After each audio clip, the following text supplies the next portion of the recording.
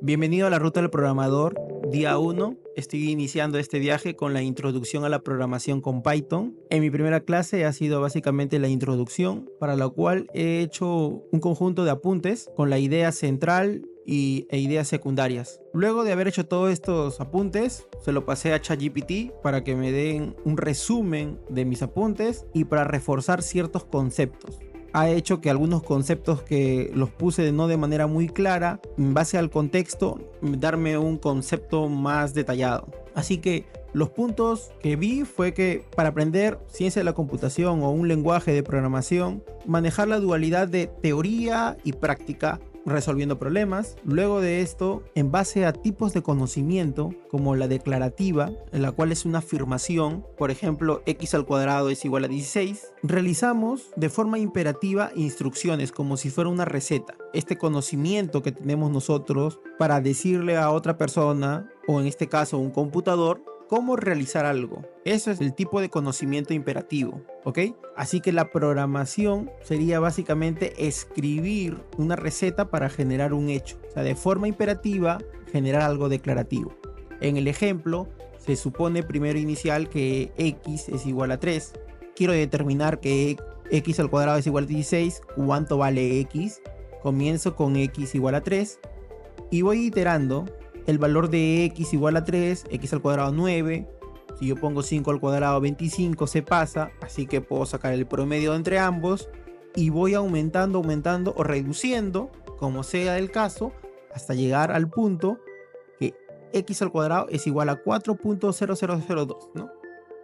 Si lo redondeo, básicamente pasaría a ser 4.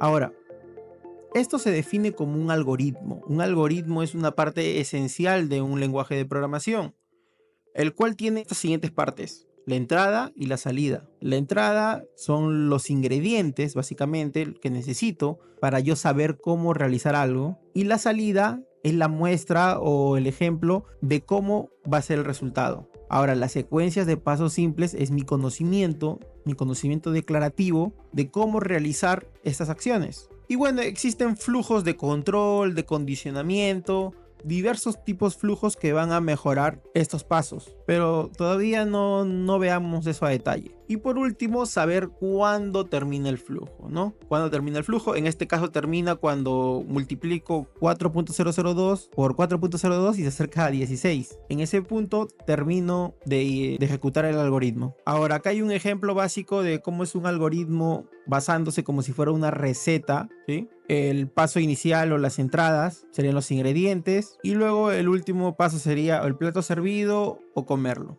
Ahora, ¿cómo funciona el almacenamiento de un programa en una computadora?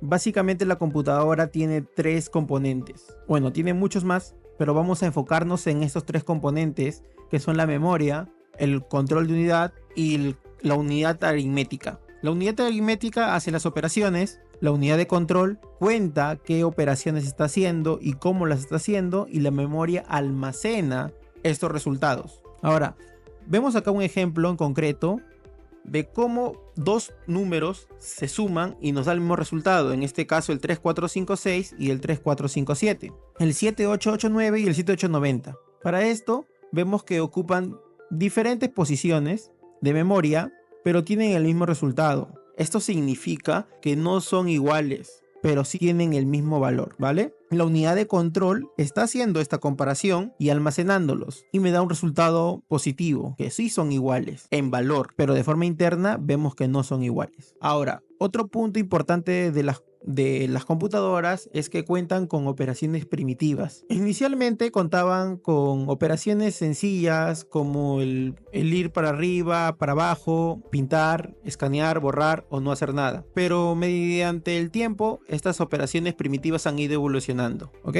Así que vamos a ver la parte de los aspectos de un lenguaje de programación. Lo primitivo es el dato o el concepto más esencial que tiene un lenguaje de programación, como es un numérico, un string, una operación simple, entre otros. Otro concepto es la sintaxis. Es como en un idioma nosotros no podemos unir sustantivo tras sustantivo, no tendría un significado alguno. Lo que tenemos que hacer es conjugarlas. Por eso, cuando yo uno una cadena, un string, con un número, solos es un error de sintaxis, no es válido. Está faltando entre ellos la conjugación, y en el lenguaje de programación la conjugación son los operadores. Luego tenemos la semántica. La semántica es la referencia a conjugarlo, pero de manera correcta, o sea, que el operador sea correcto. Como en este caso, no puedo sumar un carácter con un número, tendría que sumar un número con número. El símil en nuestro idioma castellano es decir, por ejemplo, el niño juegan en el parque. El término correcto sería el niño juega en el parque. Ahora, hay que saber que estos son los errores principales de cuando uno está iniciando en el lenguaje de programación, los errores de sintaxis y los errores semánticos. Ahora vamos a ver un programa en Python. El programa se define como una secuencia de pasos ordenados, o de comandos, o de declaraciones. Estos comandos son interpretados por el lenguaje de programación. Es por eso que cada lenguaje de programación tiene diversos comandos. Ahora, existen dos formas de ejecutar un programa. El primero es directamente en la consola, que es el número 2. Otra forma, que es la forma en la cual se hace un programa más ordenado, es almacenando o creando un archivo y ejecutándolo. ¿Ok? Vemos que es en la parte 1. Este gráfico es de un editor de texto que vamos a ver en unos momentos. Y luego, por último, tenemos los objetos. Los objetos es todo aquello que un programa manipula. Existen diversos tipos de objetos. Los numéricos, los strings, los booleanos, los flotantes. Acá vemos los tipos. E incluso hay uno especial que le dicen no time, no tiene tipo. Otro punto es usar la función tipo o type, que nos permite determinar qué tipo es ese objeto. Ahora, estos objetos son escalares, porque un entero que sea 10, si lo divido, sigue siendo, no sé, entre 2, 5, sigue siendo un numérico.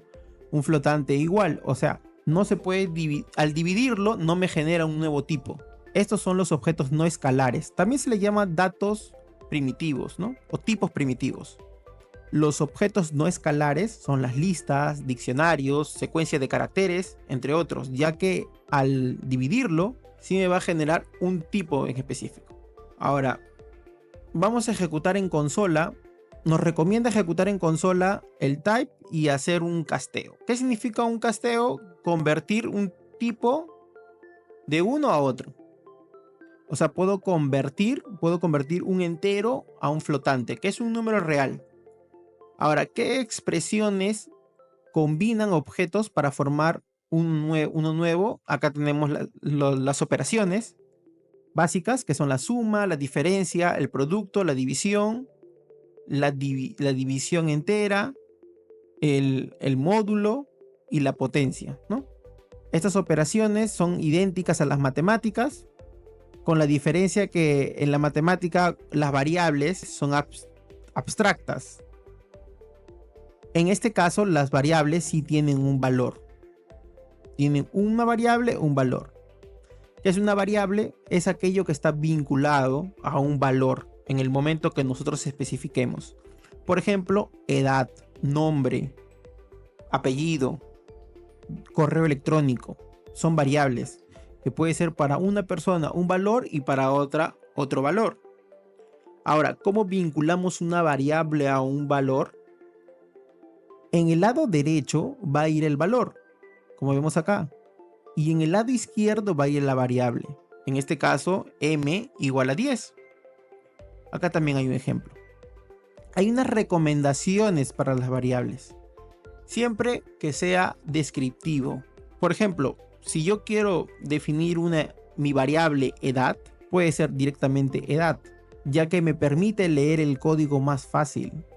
Si yo pongo a mi edad la variable a, para otra persona que lea mi código no va a ser tan fácil identificar que esa sea mi edad. Ahora, existe una herramienta que se llama Python Tutor que me permite ver cómo se está ejecutando el programa de manera secuencial. Por ejemplo, acá lo visualizamos la ejecución y me dice acá que hay un error, tiene que ir pegado, listo, ejecutamos y acá está. me permite ir paso a paso y ver cómo se están ejecutando las variables. Es una herramienta muy interesante. Y bueno, eso sería toda la teoría, así que vamos a la práctica. Bueno, vamos a la parte práctica. En este punto estamos en el editor de código. Vemos que tiene las partes que se mencionaron. Esta en la primera parte tenemos el editor de texto, tenemos la consola y acá tenemos un pequeño explorador de archivos. Ok, una vez que vemos el explorador de archivos, podemos ver que tenemos acá distintos ejercicios y todo ello. Vamos a ejecutar lo que nos comenta la teoría. Primero, si yo pongo directamente en consola, me va a dar un error. Por lo cual voy a escribir acá Python. Y una vez que escriba Python, acá lo que voy a hacer es que ya puedo ejecutar. Y pongo 5 y me dice que es un entero. Ahora pongo 3.0 y me dice que es un flotante. Ahora, ¿cómo convierto esto de un valor a otro valor? Como me indica acá, simplemente debería poner el valor al cual quiero pasar y el valor. Flotante, el que voy a pasar es 3.0. Si lo quiero pasar a entero, int, me lo redondea para abajo. Ahora, ¿qué pasa si yo pongo round 3.9? Me lo redondea para arriba. Así que depende de lo que yo quiero ejecutar. Ahora pongo 3.4 y me lo redondea para abajo. Cumple la regla del 0.5, el redondeo. A ver, seguimos. Luego de eso tenemos las expresiones. Las expresiones son operaciones combinadas. Si lo ejecutamos acá, lo copiamos, lo pegamos y nos da el valor de la operación combinada. Asimismo, a la operación combinada por completo, yo le puedo poner el tipo. ¿Ok? Le puedo poner el tipo y me va a dar como resultado el tipo. Lo puedo cambiar, también como vimos, lo cambiamos y me da un flotante. Ok, ahora, ¿qué son las variables? Acá vemos las variables. Las variables es donde se guarda un valor en el momento dado. Como esto lo ponemos más gráfico. ¿Listo? Entonces, si yo tengo pi igual a 355 entre 113 y luego pongo pi, me da el valor de pi. O sea, le he asignado el valor de pi a la variable pi. Obviamente que yo puedo poner variable pi para que sea más descriptivo, pero sería redundante porque estaría diciendo cada rato variable pi, variable pi. Es por eso que se pone un nombre en concreto. Ahora, siguiente punto sería ver cómo podemos hacer cálculos también en base a una variable, ¿no? Ya tengo la variable de pi, así que yo puedo calcular el área. Como me dice acá, área es igual a pi multiplicado por el radio. En este caso yo voy a definir el radio y luego al cuadrado. Y si pongo área otra vez, me da el valor del área. Pero si vemos acá, radio está previamente definido. Así que las operaciones combinadas me permiten combinar variables con expresiones. Y esto me permite hacer operaciones mucho más grandes. Así que vamos a definir radio es igual a 3. Área es igual a pi multiplicado por radio multiplicado. ¿Y qué pasó acá? Porque puse radius. Si te equivocas en las variables son sensibles. Así que al ser las variables sensibles, si no pongo el nombre correcto, no va a funcionar. Acá lo pongo flecha para arriba y le pongo radio y listo. El siguiente error que me dio es que radio no está definido. Me dice, ok, escribí radio. Ahora sí, y acá tengo el área en base al radio. Ahora, otra vez, cambio el radio. El radio lo defino como 5. Y el área no cambió. Lo que tengo que hacer ahora es volver a ejecutar área. Y la área cambia, la área cambió. ¿Listo? Ahora vamos a hacer el siguiente ejercicio. Determinar el valor de un área de un círculo según su radio 3 metros. Ya lo hicimos. Radio es igual a 3. Luego tenemos que pi es igual a 3.14. Ahora el área es igual a pi multiplicado, abrimos paréntesis, radio, potencia al cuadrado. Y este es igual a área. Listo.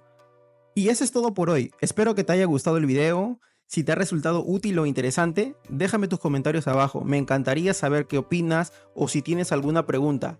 Hasta el próximo video.